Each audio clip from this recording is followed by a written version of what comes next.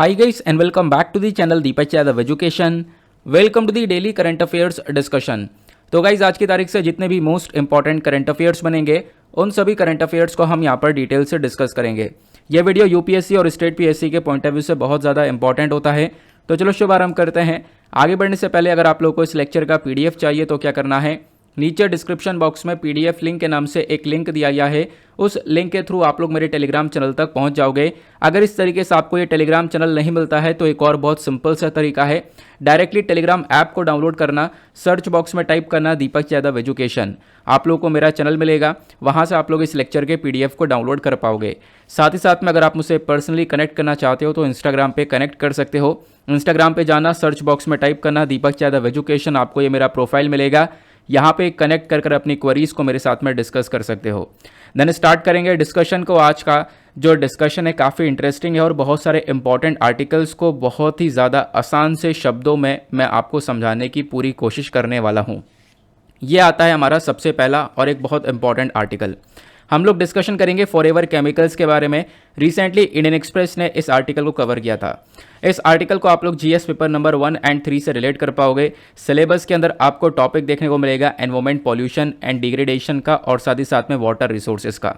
तो Indian express का article explain section पर इन्होंने डिटेल से समझाया कि फॉरएवर केमिकल्स क्या है और फॉरएवर केमिकल्स आज के टाइम पर किस प्रकार से नुकसान पहुंचा रहे हैं। सबसे पहली चीज़ हम लोग कवर करेंगे ये न्यूज़ में क्यों है, क्योंकि रिसेंटली यहाँ पर एक स्टडी कंडक्ट की जाती है और उस स्टडी के अंदर साइंटिस्ट ने ये पाया कि जो रेन वाटर है यानी कि जो बारिश का पानी है, तो दुनिया भर में बहुत सारी जगह पर जो बारिश का पानी है उसके अंदर एक केमिकल पाया गया है जिसका नाम है पर पॉलीफ्लोरोएल्काइल सब्सटेंसेस, जिसको हम लोग PFA के नाम से जानते हैं। तो दुनिया भर में बहुत सारी जगह पर जो रेन वाटर है उसके अंदर ये वाला सब्सटेंस पाया गया। इसी वजह से यहाँ पर ये जो न्यूज़ है चर्चा में आती है और यहाँ पे आप कह सकते हो इसको ना आगे जाके बोला गया ये एक फॉरएवर केमिकल है। अब ये फॉरएवर केमिकल क्या होते हैं आगे मैं आपको डिटेल से बताऊंगा।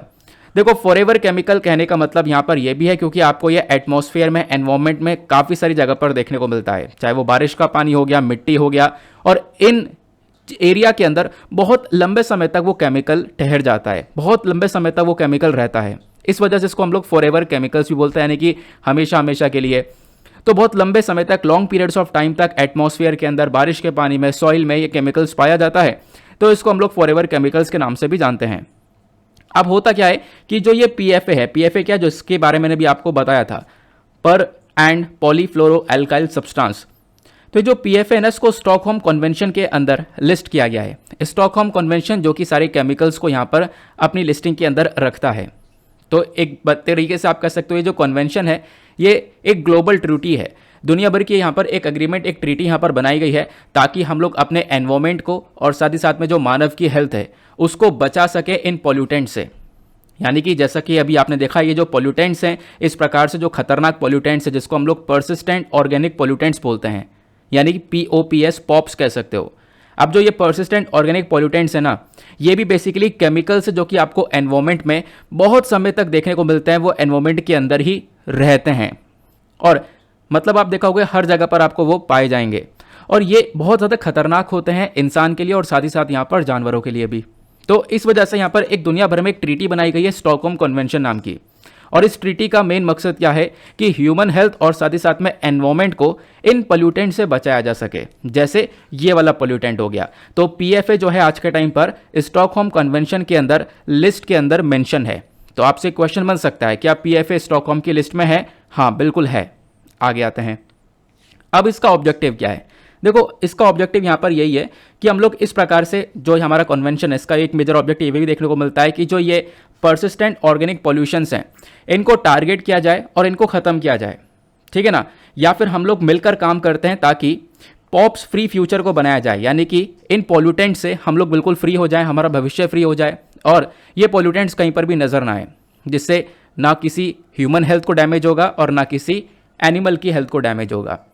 अब यहाँ पे एक क्वेश्चन आता है कि थोड़ा डिटेल से चलते हैं कि PFA आखिरकार है क्या, क्योंकि अभी तक हमने स्टॉकहोम कन्वेंशन जाना और थोड़ा बहुत इसके बारे में पढ़ लिया कि हाँ ये पाया गया है, साइंटिस्ट ने एक स्टडी करके बताया, लेकिन अभी भी हम डिटेलिंग्स में नहीं गए हैं कि PFA आखिरकार क्या है, पॉलीफ्लोरोएल्काइल सब्सटेंस क्या देखने को मिलता है। आओ इसको डिस्कस करते हैं। सबसे पहली बात, ये जो केमिकल है ना, ये मैन मेड केमिकल है, यानी कि इंसान के थ्रू कोई चीज़ बनाई गई है तो बेसिकली यहाँ पर वो केमिकल भी बनाया गया है। तो मैनमेड केमिकल जिसका इस्तेमाल किया जाता है नॉन स्टिक कुकवेयर के अंदर, यानी कुछ ऐसे बर्तन बनाए जाते हैं जो नॉन स्टिक आपको देखने को मिलेंगे। वाटर रेपलेंट क्लोथिंग हो गई, कॉस्मेटिक्स का सामान हो गया, फायर फाइटिंग फोम्स हो गई। फायर फाइटिंग फोम्स मतलब आप समझ रहे होंगे, आग को बुझाने के लिए यहाँ पर जिन फोम्स का इस्तेमाल किया जाता है। तो इस प्रकार की चीज़ें हो गई। तो उन सभी चीज़ों के अंदर ना इस केमिकल का यूज़ किया जाता है। और ये जो केमिकल है ये एक मैनमेड केमिकल है, जैसे मैंने आपको स्टार्टिंग में बता दिया। अब ये केमिकल माइग्रेट कर जाता है सॉइल, वाटर, एयर के अंदर में during their production and use. मतलब यह है कि जब हम लोग इस केमिकल का प्रोडक्शन करते हैं या फिर इस केमिकल का यूज़ किया जा रहा होगा सामान को बनाने में, तो होता यहाँ पर यह है कि ये केमिकल सॉइल के अंदर यानी मिट्टी के अंदर पहुंच जाता है, पानी में पहुंच जाता है, हवा में पहुंच जाता है, तो मतलब एटमॉस्फेयर में पहुंच गया और एनवायरमेंट में वो लंबे समय तक रहता है। और सबसे प्रॉब्लम वाली बात यहाँ पर यह है कि जो ये केमिकल है ना, ये ब्रेक डाउन नहीं हो पाता, ये अपने आप में जुड़ा रहेगा, एकजुट बना रहेगा और कहीं ना कहीं एनवायरमेंट के अंदर लंबे समय तक टिका रहेगा, जो कि हमारे अगेन ह्यूमन हेल्थ और एनिमल हेल्थ के लिए खतरनाक माना जाता है। अब होता क्या है, इनमें से जो कुछ पीएफएज हैं, ध्यान रखना, इनमें से यहाँ पर जो कुछ पीएफएज हैं वो यहाँ पर इंसानों के अंदर बिल्ट होने लगते हैं, बिल्ट हो सकते हैं, एनिमल्स के अंदर बिल्ट हो सकते हैं। अगर वो इंसान और एनिमल जो है इस केमिकल के एक्सपोजर में आता है, तो अगर यहाँ पर एक इंसान या फिर कोई एनिमल इस केमिकल के एक्सपोजर में आता है बार बार, तो यहाँ पर जो केमिकल है वो बिल्ट हो सकता है लोगों के अंदर भी और एनिमल्स के अंदर भी, और वो सिचुएशन ना और एक खतरनाक सिचुएशन मानी जाएगी। अब इस केमिकल के बहुत सारे हार्मफुल इफेक्ट्स हैं, जैसे हेल्थ के ऊपर रिस्क है, मैंने आपको ऑलरेडी आपको बता दिया। साथ ही साथ में फर्टिलिटी यहाँ पर बहुत ज़्यादा डिक्रीज हो जाती है, जो बच्चे हैं उनका डेवलपमेंट नहीं हो पाता, उनकी ग्रोथ नहीं हो पाती है। बॉडी के हार्मोन्स के अंदर एक बहुत बड़ा इंटरफेरेंस होता है, कोलेस्ट्रॉल लेवल बढ़ने लगता है, प्लस कुछ प्रकार के जो कैंसर से उनका रिस्क बढ़ जाता है। तो ये सारे हार्मफुल इफेक्ट्स होते हैं इस पर्टिकुलर केमिकल, इस पर्टिकुलर सब्सटेंस की वजह से। तो रिसेंटली यहाँ पर रिसर्च के अंदर पता ये चलता है कि अगर ये केमिकल धीरे धीरे, मतलब कि आप कह सकते हो कि धीरे धीरे यहाँ पर बढ़ रहा है और लंबे समय तक ये एक तरीके से केमिकल रहा और धीरे धीरे ये फैलता रहा, तो इंसान के लिए बहुत मुश्किल हो जाता है। क्यों? क्योंकि यहाँ पे अगर आप लोग वैक्सीन का भी इस्तेमाल करोगे तो होगा यहाँ पर यह कि बॉडी के अंदर एंटीबॉडीज बिल्ड होना काफ़ी मुश्किल हो जाएंगी। यानी कि आपके बॉडी के अंदर कोई बीमारी आई, अब बीमारी आएगी तो क्या होगा, आपके बॉडीज़ के अंदर एंटीबॉडीज़ बनने लगेंगी जो कि बीमारी से लड़ने में मदद करेंगी। लेकिन होगा क्या, यहाँ पर इस केमिकल एक्सपोजर की वजह से बहुत ज़्यादा परेशानी होगी बॉडी के अंदर एंटीबॉडीज़ बनने में।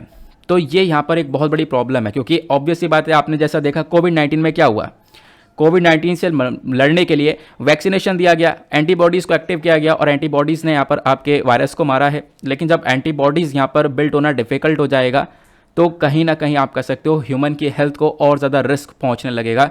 ऐसा यहाँ पर रिसेंटली रिसर्च के अंदर रिवील किया गया। क्लियर हुई इतनी बात? आगे आते हैं। अब क्वेश्चन ये है, what can be done to remove these chemicals, यानी अगर ये केमिकल एनवायरमेंट में है तो इसको ख़त्म करने के लिए क्या किया जा सकता है। सबसे पहली बात, इंसिनरेशन। मोस्ट कॉमन मेथड, यहाँ पर एक मोस्ट कॉमन मेथड कह लो या फिर एक आसान सा तरीका यह है कि आग लगा दी जाए, इसके अंदर इसको जला दिया जाए। इंसिनरेशन एक अच्छा मेथड है इसको डिस्ट्रॉय करने का। लेकिन दिक्कत यहाँ पर यह भी आती है कि ज़्यादातर, सभी नहीं, ध्यान से सुनना, ज़्यादातर जो पीएफएज है ना, ये बेसिकली यहाँ पर आग रेजिस्टेंट होते हैं, यानी इनके अंदर आग लगती ही नहीं है। क्योंकि यहाँ पर आपको पता होगा कुछ पीएफएज का हम लोग इस्तेमाल करते हैं फायर फाइटिंग फोम्स के अंदर, यानी आग लगी है तो इन फायर फाइटिंग फोम्स में हम लोग इस केमिकल का यूज़ करते हैं आग को बुझाने के लिए। तो बेसिकली कुछ पीएफएज ऐसे होते हैं कि आग लगाने के बाद भी वो नहीं टूटेंगे, वो नहीं खत्म होंगे। तो ये जो मोस्ट कॉमन मेथड है डिस्ट्रॉय करने का, ये कभी कभी फेल भी मार जाता है। आपको दोनों तरीके ध्यान रखना है, क्योंकि ये जो पीएफएज है ना, ये कहीं ना कहीं has multiple fluorine atoms attach to a carbon atom. PFAS के अंदर क्या है, बहुत सारे फ्लोरीन एटम्स हैं, फ्लोरीन एटम्स जो कि कार्बन के साथ में, फ्लोरीन जो है वो कार्बन के साथ में अटैच हुआ है। और इन दोनों का जो बॉन्ड है, फ्लोरीन कार्बन अगर साथ में मिल जाए तो ये one of the strongest bond माना जाता है, सबसे मजबूत बॉन्ड। और अगर आपको यहां पर इस पीएफए को जलाना है, क्योंकि पीएफए के अंदर क्या है, फ्लोरीन और कार्बन का एक बॉन्ड बना हुआ है, बहुत मजबूत बॉन्ड बना हुआ है। और अगर पीएफए को जलाना है तो सबसे पहली बात आपको इस बॉन्ड को तोड़ना होगा, इस दोस्ती को तोड़ना होगा क्लोरीन और कार्बन और फ्लोरीन के बीच में। तो जो फ्लोरीन है ना, वो पकड़कर बैठा हुआ है कार्बन को, ये अगर ख़त्म करना है तो इनको अलग करना पड़ेगा, जो कि अगेन बहुत मुश्किल हो जाता है ब्रेक डाउन करना। लेकिन बहुत सारे जो पीएफएस हैं उनको हम लोग ब्रेक डाउन कर सकते हैं, कार्बन और फ्लोरीन को अलग कर सकते हैं। लेकिन उसके लिए आपको जो आग का टेम्परेचर है, जो बर्निंग टेम्परेचर है, उसको बहुत ज़्यादा लेकर जाना पड़ेगा, 1500 डिग्री सेल्सियस के आसपास लेकर जाना पड़ेगा, जो कि अपने आप में बहुत ज़्यादा होगा, बहुत हाई एनर्जी इंटेंसिव होगा। तो यानी कहीं ना कहीं एक प्रॉब्लम भी क्रिएट कर सकता है। तो मतलब ख़त्म करने के तरीके भी हैं और कुछ तरीके यहाँ पर फेल भी मारते हैं। ये यहाँ पर ओवरऑल कहने का पर्सपेक्टिव है। उसके बाद आता है प्लाज्मा रिएक्टर। तो रिसर्चर्स जो हैं, जो कि आज के टाइम पर काम करते हैं प्लाज्मा रिएक्टर्स के साथ में, इन्होंने यहाँ पर बोला कि water, electricity and argon gas, इसका इस्तेमाल किया जा सकता है पीएफएस को ब्रेक डाउन करने में, इसको तोड़ने में। और पीएफएस जैसे ही टूटा, हमारा एक सोल्यूशन मिल जाएगा।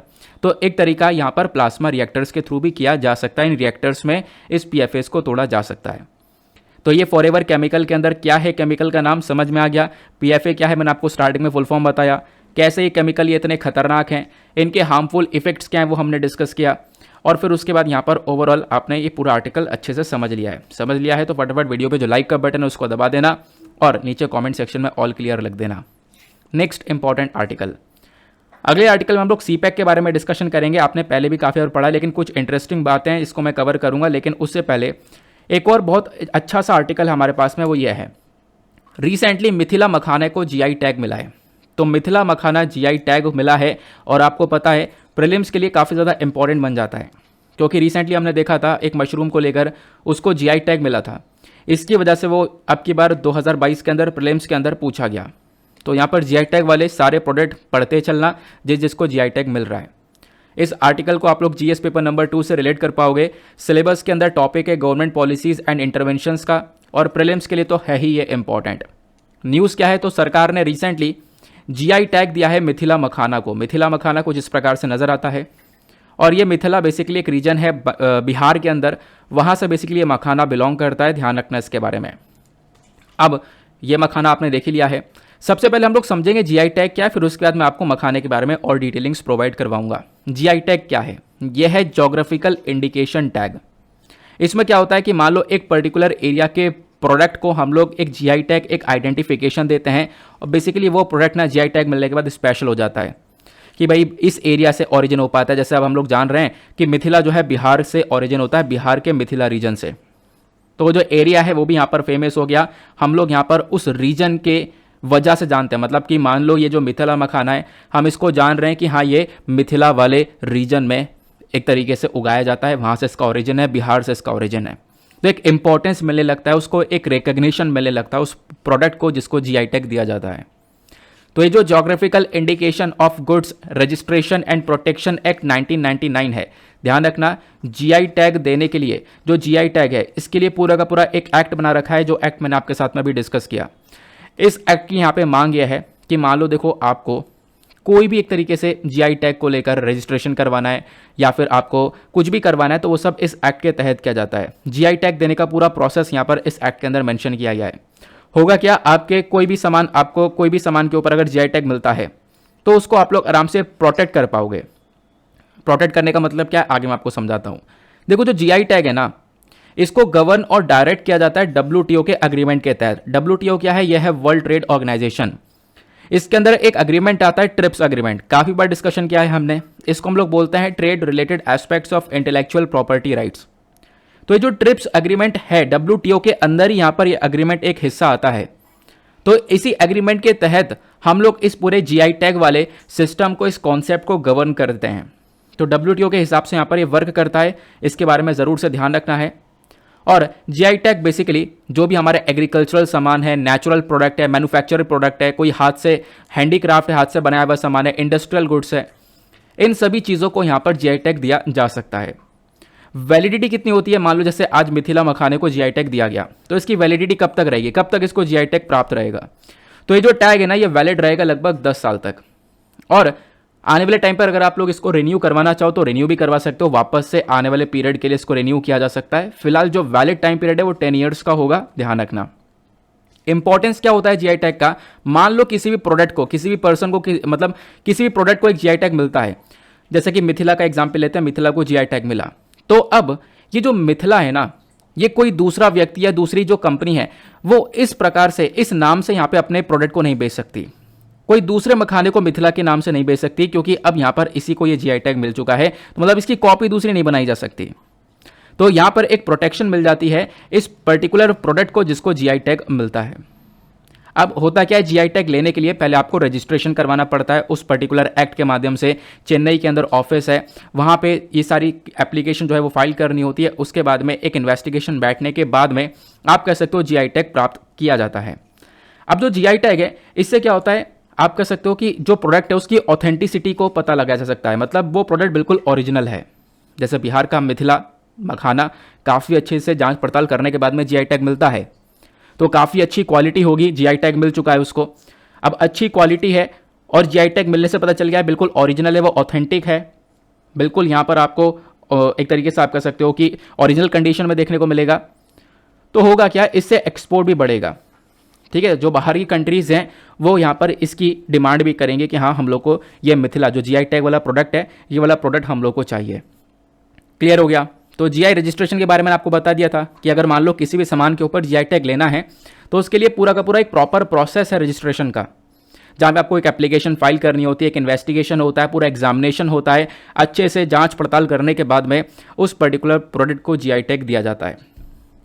एक association of person, producer, organisation और अथॉरिटी ये एस्टेब्लिश करी जाती है इस लॉ के अंदर। मतलब ये बोला जाता है ये जो लोग यहाँ पर एस्टेब्लिश्ड हैं अंडर द लॉ वो बेसिकली जीआई टैग के लिए अप्लाई कर सकते हैं। यानी कि एक पर्सन जो association of persons, producer, organisation या अथॉरिटी, जो कि एक अथॉरिटी जो कि यहाँ पर एस्टेब्लिश्ड बाय लॉ है, कानून के हिसाब से यहाँ पर बनाई गई है, तो ये सब लोग यहाँ पर अप्लाई कर सकते हैं इस पर्टिकुलर जीआई टैग के लिए। अब जीआई टैग के प्रोडक्ट के बारे में चर्चा करते हैं तो रिसेंटली ये कुछ चीज़ें हैं जो कि जीआई टैग के वजह से चर्चा में रही हैं। तो कुछ फेमस गुड्स हैं, ध्यान रखना। फेमस के अंदर अगर हम लोग बात करें, बासमती राइस को जीआई टैग मिला हुआ है, दार्जिलिंग टी हो गई, चंदेरी फैब्रिक हो गया, Mysore silk, Kullu shawl, Kangra tea, Thanjavur paintings, Allahabad Surkha, Farrukhabad prints, उसके बाद लखनऊ जारदोजी, देन कश्मीर सैफरन हो गया एंड कश्मीर वॉलनट वुड हो गया। तो basically Kashmir walnut wood carving हो गया। तो ये कुछ यहाँ पर इंपॉर्टेंट और फेमस गुड्स हैं जिनको जीआई टैग मिला हुआ है इंडिया के अंदर, ध्यान रखना इसके बारे में। क्वेश्चन ये आता है अब एकदम लास्ट में, हम लोग ये समझेंगे मिथिला मखाने को जो जीआई टैग मिला है तो ऐसा स्पेशल है क्या मिथिला मखाने में। मिथिला मखाने के बारे में आपको क्या क्या जानना चाहिए। सबसे पहली बात, इसका बायोलॉजिकल नेम जान लो, इसका जो बॉटेनिकल नेम है बेसिकली वो जान लो। इसका बॉटेनिकल नेम जो है वो है यहाँ पर यूराएल फेरोक्स सैलिप्स, इसको हम लोग इस नाम से जानते हैं। तो एक स्पेशल वैरायटी है, एक्वाटिक फॉक्स नट आप कह सकते हो इसको। कहाँ पे ग्रो किया जाता है, बिहार के मिथिला रीजन में, साथ ही साथ में आपको नेपाल में भी इसका प्रोडक्शन देखने को मिलेगा, इसका कल्टीवेशन देखने को मिलेगा। अब जो ये मखाना होता है ये अलग, मतलब चाहे कैसी भी वैरायटी हो, लेकिन मखाना बहुत ही इंपॉर्टेंट है। लेकिन अगर हम लोग बात करें मिथिला की, तो मिथिला का आप कह सकते हो यहाँ पे कल्चरल बेसिस पर, सांस्कृतिक तौर पर भी बहुत ज़्यादा इंपॉर्टेंट है। ठीक है ना। अभी हम लोग देखें कि इस मखाने का यूज़ बहुत सारे फेस्टिवल्स के अंदर किया जाता है। ये काफ़ी ज़्यादा फेमस है कोजागरा फेस्टिवल के लिए। मिथिला के अंदर कोजागरा फेस्टिवल का सेलिब्रेशन होता है। ठीक है, तो जो ब्राह्मण्स हैं वो यहाँ पर सेलिब्रेट करते हैं नए मैरिड कपल्स के लिए, तो वहाँ पर इस मिथिला मखाने का यूज़ किया जाता है। प्लस ये जो मखाना होता है ना, इसके अंदर प्रोटीन कंटेंट बहुत ज़्यादा है, प्रोटीन है, फाइबर है, इसके साथ में माइक्रो न्यूट्रिएंट्स हैं जैसे कि calcium, magnesium, iron, phosphorus, magnesium, phosphorus जैसी चीज़ें यहाँ पर अच्छे से मिल ही नहीं पाती हैं नेचुरली, तो वो यहाँ पर मखाने के अंदर प्रेजेंट हैं, इनसे भी लिया जा सकता है। तो इस वजह से यहाँ पर इस मखाने का इंपॉर्टेंस थोड़ा ज़्यादा हो जाता है। बाकी एक और बहुत इंपॉर्टेंट पॉइंट आता है, बाकी और कौन कौन से प्रोडक्ट्स हैं बिहार के जिनको जीआई टैग मिला हुआ है। तो यहाँ पे आप देखोगे इसके अंदर, यहाँ पे ये रहे प्रोडक्ट्स, वो बेसिकली ये अगले स्लाइड के अंदर मेंशन किए गए हैं। बहुत सारे प्रोडक्ट्स हैं from Bihar have been granted GI tag, जैसे कि यहाँ पे भगलपुरी जर्दालू मैंगो हो गया, कतरनी राइस हो गया, मगली बेटल हो गया जिसको हम लोग पान बोलते हैं, देन यहाँ पर शाही लीची, सिलाऊ खाजा, और खाजा के बाद यहाँ पर आता है मधुबनी पेंटिंग, देन उसके बाद पीपली वर्क। ये सब यहाँ पर आप कह सकते हो जीआई टैग में आते हैं। बिहार के अंदर इन सभी सामानों को जीआई टैग मिला हुआ है। क्लियर हो गया। तो आई होप आपको यहाँ पर बहुत अच्छे जीआई टैग के बारे में समझ आया, जिंदगी भर नहीं भूलोगे। इंपॉर्टेंट सा आर्टिकल था क्योंकि अब यहाँ पर क्वेश्चन बनने लगे हैं और वन डे एग्जामिनेशन में तो देखो पूरे चांसेस है कि यहाँ क्वेश्चन बन जाए। चलो नेक्स्ट आर्टिकल पर आते हैं। अगला आर्टिकल बहुत इंपॉर्टेंट होने वाला है, बहुत ध्यान से सुनते हुए चलना। यहाँ पे हम डिस्कशन करेंगे चाइना पाकिस्तान इकोनॉमिक कॉरिडोर के बारे में, दैट इज CPEC, और इंडिया चाइना के बारे में भी काफ़ी कुछ डिस्कशन किया जाएगा। तो इस आर्टिकल को आप लोग जीएस पेपर नंबर 2 से रिलेट कर पाओगे। सिलेबस के अंदर टॉपिक है effects of policies and politics का, plus India and its neighbourhood. Basically आप कह सकते हो जीएस पेपर नंबर 2 में इंटरनेशनल रिलेशंस का पूरा टॉपिक देखने को मिलता है। न्यूज़ में क्यों है? क्योंकि चाइना ने रिसेंटली यहाँ पर आप कह सकते हो एक अप्रूवल दे दिया है पाकिस्तान के डिसीजन को, कि जो पाकिस्तान का डिसीजन था वो ये था कि जो चाइना पाकिस्तान इकोनॉमिक कॉरिडोर है, इस कॉरिडोर को देखने के लिए एक अथॉरिटी जो बना रखी है ना, उस अथॉरिटी को ख़त्म कर दिया जाए। तो पाकिस्तान का डिसीजन था कि इस अथॉरिटी को बिल्कुल ख़त्म कर दें हम लोग, क्योंकि बहुत सारे प्रॉब्लम्स क्रिएट हो रही है चाइना पाकिस्तान इकोनॉमिक कॉरिडोर को लेकर। सबसे बड़ी प्रॉब्लम यह है कि रिसेंटली एक रिपोर्ट आती है और पाकिस्तान बताता भी है कि चाइना पाकिस्तान इकोनॉमिक कॉरिडोर के लिए चाइना ने बोला था हम बहुत सारा इन्वेस्टमेंट देंगे, लेकिन इन्वेस्टमेंट बहुत ही स्लो है, या फिर आप कह सकते हो इन्वेस्टमेंट ना के बराबर है। तो मतलब इस प्रोजेक्ट को बिल्कुल भी सपोर्ट नहीं मिल रहा है। तो यहाँ पे पाकिस्तान ने बोला जो इसको मेंटेन करने के लिए हमने अथॉरिटी बना रहा है कि उसको ख़त्म कर देते हैं, और चाइना ने इस डिसीजन को अप्रूवल भी दिया है, ठीक है ख़त्म कर दो। इसी वजह से यहाँ पर ये न्यूज़ में बना रहा था। अब मैं आपको एक चीज़ बताना चाहूँगा, इस वाले मैप को देख के काफ़ी सारे लोग सोच रहे होंगे ये जो पीओके वाला रीजन है पाकिस्तान में दिखा दिया, नहीं, बॉर्डर देखो, बॉर्डर यहाँ पर ये है, ठीक है ना, इंडिया का बॉर्डर ये है, ये पाकिस्तान ऑक्यूपाइड कश्मीर वाला रीजन ये इंडिया के अंदर ही दिखाया है, बस खाली आप समझ सको अच्छे से, इस वजह से यहाँ पर बस खाली डिनोशन इसको डिनोट इस प्रकार से किया गया है। वैसे पाकिस्तान ऑक्यूपाइड कश्मीर वाला रीजन ये इंडिया के अंदर ही दिखाया गया। ऑब्वियस ही बात है, नाराज़गी होती है अगर ऐसा कोई मैप यूज़ होता है। मैं खुद देखता हूँ गूगल पर बहुत सारे गलत मैप यूज़ होते हैं, तो अगेन यहाँ पे मुझे भी काफ़ी बुरा लगता है, लेकिन ये मैप गलत नहीं है, ध्यान रखना। बॉर्डर इसका ये है, बस यहाँ पर ये अलग से डिनोट किया गया है ताकि हम चीज़ों को अच्छे से समझ सकें। क्योंकि चाइना पाकिस्तान इकोनॉमिक कॉरिडोर जब हम समझेंगे ना तो वो क्या है, देखो सबसे पहली बात जब आप लोग इंडिया का मैप देखोगे तो यहाँ पे पाकिस्तान ऑक्यूपाइड कश्मीर है, और पाकिस्तान ऑक्यूपाइड कश्मीर बेसिकली एक ऐसा रीजन है जिसको चाइना ने इलीगल तरीके से कब्जा रखा है। वैसे है ये भारत का हिस्सा। तो यहाँ पे आप लोग देखोगे इसी वाले हमारे वाले लैंड एरिया से, हमारे वाले हिस्से से इस पर्टिकुलर प्रोजेक्ट को निकाला गया है। ये जो रेड कलर की लाइन दिख रही है आपको, यही है चाइना पाकिस्तान इकोनॉमिक कॉरिडोर। अब ये जो कॉरिडोर है, इस कॉरिडोर के माध्यम से चाइना ने क्या किया है, अपने जिंजियांग वाले रीजन को इधर पाकिस्तान के ग्वादर पोर्ट के साथ में कनेक्ट किया हुआ है। अब यहाँ पे अलग अलग रास्ते हैं, हाईवे है, रोड है, इन सभी रास्तों के माध्यम से कनेक्ट किया। लेकिन प्रॉब्लम यह है कि भाई यहाँ से निकालते ना, तुमने यहाँ से इंडिया के हिस्से से क्यों निकाला हुआ है? तो बेसिकली इसी China Pakistan economic corridor project के बारे में चर्चा की जा रही है। अभी फिलहाल बहुत सारी रिपोर्ट्स आ रही हैं। जैसे मैं वीडियो रिकॉर्ड कर रहा था इससे पहले ही मैंने यहाँ पर एक आर्टिकल पढ़ा है, उसमें मेंशन किया गया पाकिस्तान बोलता है कि हमें कोई भी पैसा नहीं आया है चाइना पाकिस्तान इकोनॉमिक कॉरिडोर के लिए, मतलब चाइना का सपोर्ट नहीं मिल पा रहा है इस कॉरिडोर के लिए। तो कॉरिडोर क्या है इसको देख सकते हो, ये चाइना से डायरेक्टली यहाँ पे कनेक्ट करता है ग्वादर पोर्ट को। ये बेसिकली यहाँ पर ये सीपैक है। अब सीपैक के बारे में आपको क्या क्या जानना है? सीपैक को बनाने के लिए, इसको देखने के लिए एक पर्टिकुलर अथॉरिटी, एक बॉडी बनाई गई थी। उस बॉडी को बनाया गया था 2019 के अंदर, लेकिन अभी यहाँ पर पाकिस्तान इसी बॉडी को ख़त्म करने के बारे में चर्चा की गई, क्योंकि इन्वेस्टमेंट वगैरह बहुत कम है। चाइना ने बोला ठीक है ख़त्म कर दो। इतना बात आपको यहाँ पर समझ में आई। अब देखो यहाँ पर एक और चीज़ निकल कर ये आती है कि ये जो पर्टिकुलर प्रोजेक्ट है, मैंने आपको बताया ना, ये इस वाले रीजन से निकल रहा है जो कि भारत का हिस्सा है। अभी जब आप लोग इस वाले मैप को देखोगे तो इस वाले मैप में आपको काफ़ी सारी चीज़ें और क्लियर होंगी। ये आपको गिलगित बल्तिस्तान वाला रीजन देखने को मिलेगा, नीचे जम्मू, इधर लद्दाख, उसका अक्साई चीन एरिया, अक्साई चीन जो कि चाइना ने इलीगल तरीके से कब्जा रखा है। ये वाला पाकिस्तान ने इलीगल तरीके से कब्जा रखा है, पाकिस्तान ऑक्यूपाइड कश्मीर वाला रीजन। ऊपर ये वाला रीजन जो है यहाँ पर, ये चाइना को पाकिस्तान ने दे दिया था, ठीक है ना। बेसिकली ये है पूरी टेरिटरी इंडिया की ही, ये आपको ध्यान रखना है। लेकिन प्रॉब्लम यह है कि जिस प्रकार से आज के टाइम पर इन्वॉल्वमेंट चाइना पाकिस्तान का इस पर्टिकुलर रीजन में बन रहा है, ये इंडिया के लिए काफ़ी हद तक कंसर्न पैदा करता है, काफ़ी हद तक प्रॉब्लम पैदा करता है, ये हम लोग देख पा रहे हैं। फिर उसके बाद में अभी मैं आपको बता दूं ना कि चाइना को लेकर पाकिस्तान में बहुत सारे प्रोटेस्ट हो रहे हैं, क्योंकि एक तरीके से आप देखोगे कि जो पाकिस्तान है वो चाइना के दम पे पल रहा है, चाइना ही पाल रहा है पाकिस्तान को। अब होता क्या है यहाँ पर, आप देखोगे रिसेंट टाइम में जो चाइना, उसकी कोशिश ये रही है कि हम लोग पाकिस्तान के अंदर अपना इन्वॉल्वमेंट बढ़ाते रहें। इसी वजह से यहाँ पे ग्वादर पोर्ट के ऊपर, मतलब जो पोर्ट है वो डेवलपमेंट के ऊपर यहाँ पे फोकस में रखा गया और चाइना वहाँ पे डेवलपमेंट कर रखा था। अब यहाँ पे होता क्या है, कुछ महीने पहले की बात है, अप्रैल 2022 की, लगभग 3 चाइनीज़ जो होते हैं उनको मार दिया जाता है एक सुसाइड बॉम्बिंग के अंदर में, ठीक है ना, बलूचिस्तान वाले रीजन में। क्योंकि यहाँ पे जो लोग हैं ना बलूचिस्तान के अंदर, वो लगातार प्रोटेस्ट कर रहे हैं। प्रोटेस्ट ये कर रहे हैं कि हमें यहाँ पर चाइना का कोई प्रोजेक्ट नहीं चाहिए। तो चाइना के लोग यहाँ पे मारे जा रहे हैं, और इससे यहाँ पर चाइना काफ़ी गुस्सा भी हुआ, चाइना काफ़ी चिंतित भी हुआ। उसको देखते हुए चाइना ने क्या बोला है आगे मैं आपको बताऊंगा। तो यहाँ पे क्या हुआ, बहुत सारा प्रोटेस्ट हुआ। क्यों प्रोटेस्ट कर रहे हैं लोग? क्योंकि यहाँ पे चाइना क्या कर रहा है, अपना पोर्ट डेवलप कर रहा है। अब पोर्ट डेवलप कर रहा है तो इस पर्टिकुलर रीजन में ना लोगों को ना फिशिंग करने दे रहा है, ना कुछ करने दे रहा है। तो बहुत सारे लोगों का यहाँ पर जीवन चलता है फिशिंग कर कर, मछली को यहाँ पर बेच कर वो कमा रहे हैं। तो इस प्रकार की चीज़ें नज़र आती है। लेकिन यहाँ पर आप देखोगे लगातार चाइना के अगेंस्ट में प्रोटेस्ट स्टार्ट हो चुका है और बहुत अलग अलग तरीके से यहाँ पर प्रोटेस्ट किया गया। लोग यहाँ पर चाइना का इन्वॉल्वमेंट चाहते नहीं है इस पर्टिकुलर रीजन के अंदर, ये भी हम लोगों ने देखा है। और इसी वजह से यहाँ पर चाइना ने रिसेंटली पाकिस्तान से ये बोला कि देखो हमारे जो लोग हैं उनको एक प्रॉपर प्रोटेक्शन मिलनी चाहिए।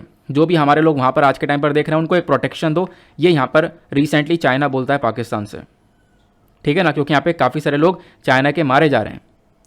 अब क्वेश्चन यहाँ पर लास्ट में ये आता है, ये तो आपने करंट इशू समझा। अब हम लोग प्रीलिम्स के लिए कुछ फैक्चुअल डेटा को कलेक्ट करते हैं कि आखिरकार ये चाइना पाकिस्तान इकोनॉमिक कॉरिडोर है क्या, क्योंकि अभी तक हमने ये नहीं पढ़ा। तो बेसिक डेटा जो एग्जामिनेशन के पॉइंट ऑफ व्यू से इंपॉर्टेंट है वो यही है। चाइना पाकिस्तान इकोनॉमिक कॉरिडोर एक 3000 किलोमीटर का एक लंबा कॉरिडोर देखने को मिलेगा। एक इंफ्रास्ट्रक्चर प्रोजेक्ट है जो कि यहाँ पर चाइना के जिंजियांग प्रोविंस को कनेक्ट करता है पाकिस्तान के ग्वादर पोर्ट से। अब यहाँ पर होता यह है कि इस पर्टिकुलर प्रोजेक्ट के अंदर में हाईवे का रास्ता, रेलवे का लिंक, ये सब कुछ आपको देखने को मिलेगा। तो कोशिश यहाँ पर चाइना की एक ये है कि हम क्या कर सकें, इस पर्टिकुलर प्रोजेक्ट से इंडियन ओशन पे अपना यहाँ पर एक दबदबा बना सकें, प्लस मिडिल ईस्ट में अपना दबदबा बना सकें। ये चाइना का यहाँ पर पूरी तरह से चाल है, चाइना की यहाँ पर ये प्लानिंग है। लेकिन होता यहाँ पर इसकी बदले में यह है कि पाकिस्तान करने देता है चाइना को ये सब। क्यों? क्योंकि पाकिस्तान को चाहिए कि हमारे यहाँ पे डेवलपमेंट होता रहे और चाइना हमें पैसा देता रहे, जो कि ये चलता रहा कुछ लंबे समय तक। लेकिन अब यहाँ पर चीज़ें थोड़ी सी बिगड़ती हुई नजर आ रही हैं, क्योंकि ओवरऑल ये चाइना पाकिस्तान इकोनॉमिक कॉरिडोर बनाने का ये जो पर्पज़ है, ये क्या है चाइना का पर्पज़ यहाँ पर यह है कि हम मिडिल ईस्ट तक पहुँच जाएँ। अब इसका मतलब क्या, मैं आपको समझाता हूँ। देखो यहाँ पे जब आप देखोगे ये पाकिस्तान का पीछे का हिस्सा हो गया है ना। अब होगा क्या, यहीं पर क्या हो रहा है, पोर्ट बना रहा है। जो चाइना है वहीं पर ग्वादर पोर्ट आपको डेवलप करता हुआ नजर आएगा। अब इस पोर्ट के माध्यम से क्या होगा, ये जो पूरा मिडिल ईस्ट है, ये जो पूरा मिडिल ईस्ट है, यहाँ पर चाइना की कनेक्टिविटी बन पाएगी। चाइना यहाँ पर ट्रेड कर पाएगा, काफ़ी कुछ कर पाएगा, तो ये प्रॉपरली कनेक्टिविटी बन पाएगी। तो पहला तो यहाँ पर गोल चाइना का ये हो गया। दूसरा, यहाँ पर जो इंडियन ओशन है, इस इंडियन ओशन के अंदर भी हम दबदबा बना सकें। और चाइना का जो एक तरीके से जो स्ट्रिंग ऑफ पर्ल है, स्ट्रिंग ऑफ पर्ल आप समझते होंगे, यानी इंडिया को चारों तरफ से यहाँ पे जो घेरने की चाल है चाइना की। जैसे कि यहाँ पे आप देखोगे तो ग्वादर पोर्ट आपको ये देखने को मिलेगा, यहाँ पे चाइना का इन्वेस्टमेंट है। मालदीव्स के अंदर यहाँ पर इन्वेस्टमेंट है। श्रीलंका में हम्बनतोता पोर्ट खरीद लिया, इधर चित्तगोंग पोर्ट हो गया, म्यांमार के अंदर पोर्ट हो गया। इस प्रकार से अलग अलग इन्वेस्टमेंट कर रखा है। तो चाइना ने इस प्रकार से घेर रखा है। तो ग्वादर पोर्ट यहाँ पे मदद करता है इंडिया को घेरने में, और चाइना का जो स्ट्रैटेजी है स्ट्रिंग ऑफ पर्ल, उसके अंदर। इतना आपको समझ में आया, ठीक है ना। और ये आपको चाइना पाकिस्तान इकोनॉमिक कॉरिडोर देखने को मिल जाता है। तो चाइना के यहाँ पर ये बेसिकली प्लानिंग शुरू से रही है, ये चाइना का एक आइडिया शुरू से रहा है। इसके बदले पाकिस्तान कुछ चाहता नहीं है, पाकिस्तान भी सपोर्ट करता है चाइना को। पाकिस्तान को क्या चाहिए भाई, हमारे यहाँ डेवलपमेंट चलता रहे, हमारे यहाँ कोई इशू ना आए, पैसा हमें मिलता रहे, ठीक है ना। इतनी बात समझ में आती है। अब उसके बाद में ये जो सीपैक है, ये बेल्ट एंड रोड इनिशिएटिव का ही एक हिस्सा है। बेल्ट एंड रोड इनिशिएटिव एक ऐसा इनिशिएटिव है जिसको साल 2013 में लॉन्च किया गया था। अब वो इनिशिएटिव क्या है, इस पर्टिकुलर मैप को देखो।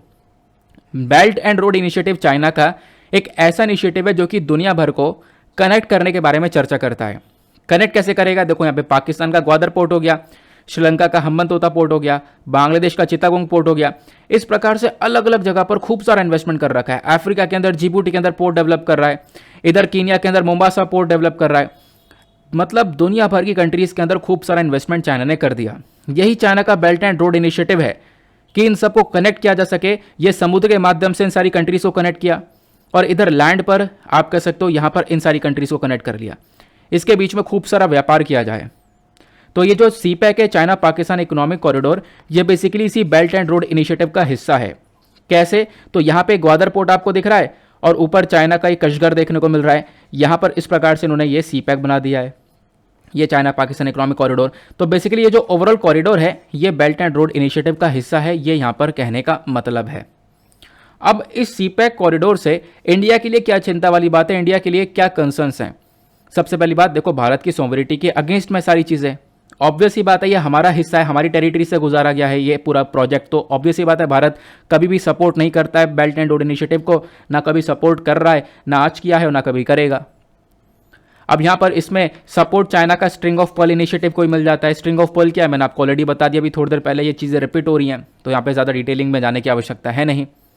बाकी एक सबसे बड़ी चीज़ ये देखने को मिलती है कि इससे मैंने आपको बताया ना कि बांग्लादेश हो गया, श्रीलंका हो गया, सूडान हो गया, ये सारी कंट्रीज हो गए, इन सभी कंट्रीज में इन्वेस्टमेंट कर रहा है और इस प्रकार से यहाँ पे इसने एक मोतियों की माला बुनी है इंडिया के आसपास, इंडिया के किनारे।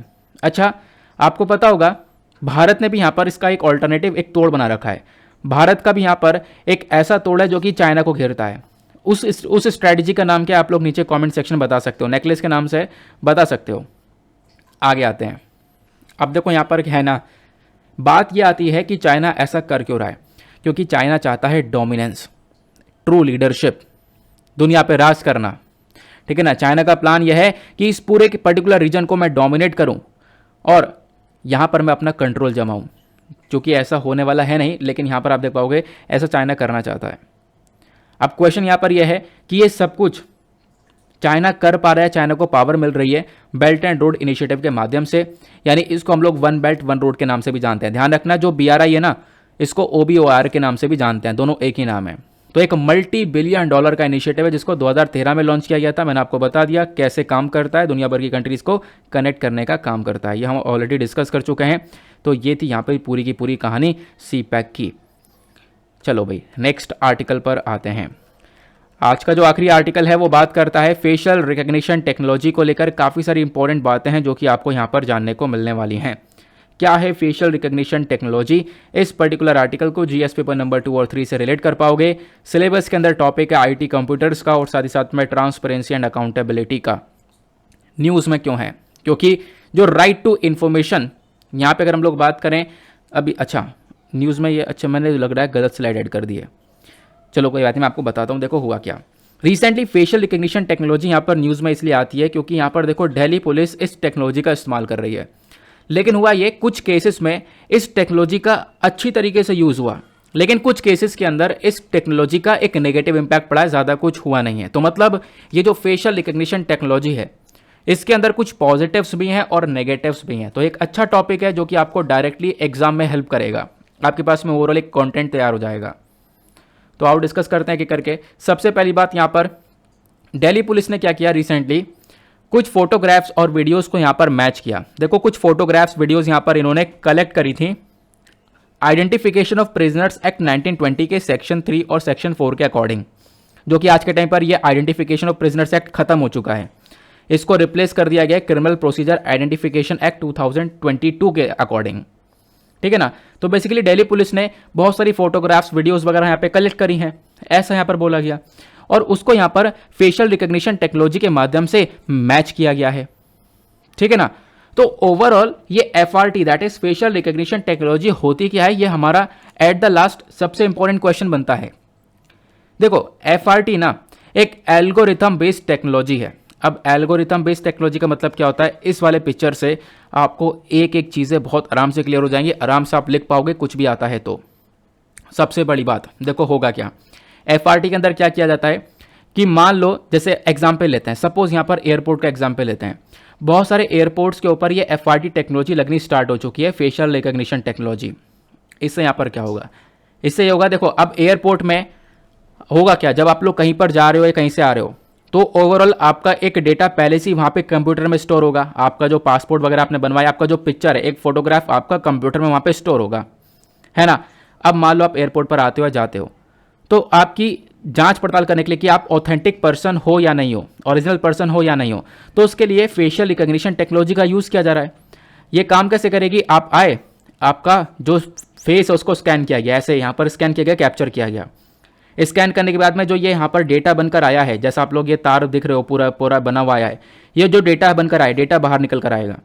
अब डेटा बाहर निकल के बाद में कंप्यूटर के अंदर ये डेटा जाएगा और उसके बाद में वहाँ पे जो सबका डेटा, सबकी फोटोग्राफ वगैरह है, उसके अंदर वो घूमेगा। और अगर आपकी फोटोग्राफ होगी वहाँ पे और आपका फेस भी स्कैन हुआ है, तो ये जो डेटा है आपकी फोटोग्राफ से मैच हो जाएगा। मैच हो जाने के बाद में क्या होगा, मतलब आप एक ऑथेंटिक पर्सन हो, आपको आगे जाने से दिया जाएगा। तो बेसिकली यहाँ पर ये पूरा का पूरा फेशियल रिकग्निशन टेक्नोलॉजी है। तो आपका फोटोग्राफ या फिर कुछ पहले से यहाँ पर डेटा के अंदर स्टोर है, करना क्या है, आपका यहाँ पर स्कैन करना है, ऐसे एक फेशियल डेटा बनेगा और फिर वो यहाँ पर डेटाबेस के अंदर मैच करेगा कि आपका फोटो है या नहीं है, वहाँ पे मैच हो जाएगा, आप आइडेंटिफाई कर लिए जाओगे। ये बेसिकली फेशियल रिकग्निशन टेक्नोलॉजी है। सिंपल बात हो गई। काम कैसे करती है मैंने अभी आपको थोड़ी देर पहले समझाया। यूज़ क्या क्या, देखो आज के टाइम पर ना मोबाइल फ़ोन्स के अंदर भी इसका इस्तेमाल हो रहा है। मोबाइल फ़ोन्स को अनलॉक करने के लिए आपने देखा होगा, पहले तो आप लोग यहाँ पर मोबाइल फ़ोन के अंदर फेस को सेट करते हो, जैसे कि फिंगरप्रिंट को सेट किया जाता है ना, वैसे ही फेस लॉक को पहले सेट किया जाता है बार बार दिखा के, फिर वो डेटा फ़ोन के अंदर स्टोर हो जाता है। अब जब आप बार बार खोलोगे तो आराम से वो आपके फेस को स्कैन करता है, स्कैन करने के बाद में जो फ़ोन है उसको ओपन कर देता है। तो ये बेसिकली FRT टेक्नोलॉजी है। ज़रूरत क्या है, ज़रूरत यहाँ पर है आज के टाइम पर, देखो इतने लोग नहीं है। देखो पता है प्रॉब्लम यह है इंडिया के अंदर कि करेंट टाइम पर अगर 1 लाख सिटीजन्स हैं तो उन 1 लाख सिटीजन्स पर लगभग 144 कांस्टेबल्स हैं। 1 लाख सिटीजन्स पर 144 कांस्टेबल्स हैं, तो ये डेटा थोड़ा सा कम है। तो बेसिकली यहाँ पर ये जो FRT टेक्नोलॉजी क्या कर सकती है, एक फोर्स मल्टीप्लायर की तरह वर्क कर सकती है। ठीक है ना, यहाँ पे जो ये कांस्टेबल्स कम हैं इनको बहुत मदद कर सकती है ये टेक्नोलॉजी, ये हम लोग कह सकते हैं। तो ये टेक्नोलॉजी ऑब्वियस सी बात है गेम चेंजर होगी अपने आप में और जल्दी जल्दी काम को निपटा सकती है। और दिल्ली पुलिस इस टेक्नोलॉजी का ऑलरेडी इस्तेमाल कर रही है। यहाँ पे आप देख पाओगे इस फेशियल रिकग्निशन टेक्नोलॉजी का दिल्ली पुलिस ने इस्तेमाल किया है जो मिसिंग चिल्ड्रंस हैं उनको ट्रेस करने के लिए। ठीक है ना, ऑब्वियस सी बात है उनकी फोटोग्राफ्स रखी हुई हैं, फेस स्कैन किया जाएगा, डेटा मैच किया जाएगा, तो जो मिसिंग चिल्ड्रंस हैं उनको ट्रेस करने के लिए भी यहाँ पर इस्तेमाल किया गया है। प्लस उसके बाद बहुत पहले भी यहाँ पर, मतलब आप कह सकते हो कुछ समय पहले से ही हम लोग इस पर्टिकुलर टेक्नोलॉजी का यूज़ कर रहे हैं। जैसे 2020 के अंदर नॉर्थ ईस्ट के जो राइट्स है वहाँ पे बात हो, नॉर्थ ईस्ट दिल्ली राइट्स हुए, वहाँ पे इसका इस्तेमाल हुआ। 2021 के अंदर रेड फोर्ट वायलेंस हुआ, 2022 के अंदर जहांगीरपुरी राइट्स हुए। ये जो दंगे हुए हैं, जो वायलेंस हुए हैं, यहाँ पर अलग से इन्वेस्टिगेशन की गई है। इन्वेस्टिगेशन के अंदर इस फेशियल रिकग्निशन टेक्नोलॉजी का बाकायदा इस्तेमाल किया गया है। तो बेसिकली इस टेक्नोलॉजी का यूज़ किया जा रहा है। अब क्वेश्चन यहाँ पर यह है कि चलो आपने यूज़ तो समझ लिया, अब क्या इसमें कोई इश्यूज़ वगैरह, कंसर्न वगैरह हैं? बिल्कुल हैं।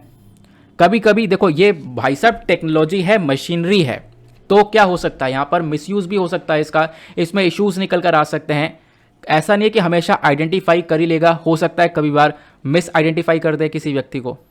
ठीक है ना, तो टेक्नोलॉजी का यहाँ पर गलत उपयोग भी देखने को मिल सकता है, टेक्नोलॉजी फेल भी हो सकती है। दूसरा कंसर्न यहाँ पर यह है कि वायलेशन ऑफ प्राइवेसी। अब इसको समझो, यहाँ पर किसी पर्टिकुलर व्यक्ति का डेटा कलेक्ट करके रख रहे हो, फिर उसके बाद में यहाँ पर उस टेक्नोलॉजी का इस्तेमाल कर रहे हो, तो कहीं ना कहीं जो लोगों के पास में राइट टू प्राइवेसी है वो राइट कहीं ना कहीं वायलेट हो रहा है, उसका हनन हो रहा है। तो ये चीज़ भी यहाँ पर आप कह सकते हो। तो ये जो टेक्नोलॉजी है FRT टेक्नोलॉजी, ये कहीं ना कहीं कॉन्फ्लिक्ट में आ जाती है राइट टू प्राइवेसी के साथ में। तो ये फेशियल रिकग्निशन टेक्नोलॉजी के कुछ इश्यूज आपको देखने को मिलते हैं। क्लियर हुई इतनी बात? तो ये ओवरऑल डिस्कशन था। आई होप आपको मज़ा आ चुका होगा, बहुत कुछ आप लोगों ने सीखा होगा, सब कुछ यहाँ पर एग्जाम के पॉइंट ऑफ व्यू से रेलिवेंट है। और सबसे बड़ी बात, आप लोग यहाँ पर इस PDF को ज़रूर से डाउनलोड कर लेना टेलीग्राम से। टेलीग्राम का लिंक आपको नीचे डिस्क्रिप्शन बॉक्स में मिल जाएगा, या फिर टेलीग्राम चैनल पर भी जाकर आप लोग आराम से इसको सर्च करके मेरे चैनल को वहाँ से पा सकते हो इस PDF को। चलो फिर लेक्चर को समाप्त करते हैं, और सब कुछ क्लियर हो गया है तो नीचे डिस्क्रिप्शन बॉक्स में लिख देना ऑल क्लियर। मिलते हैं आप लोगों से अगले वीडियो में। आज के लिए bye bye, have a nice day, thank you and जय हिंद।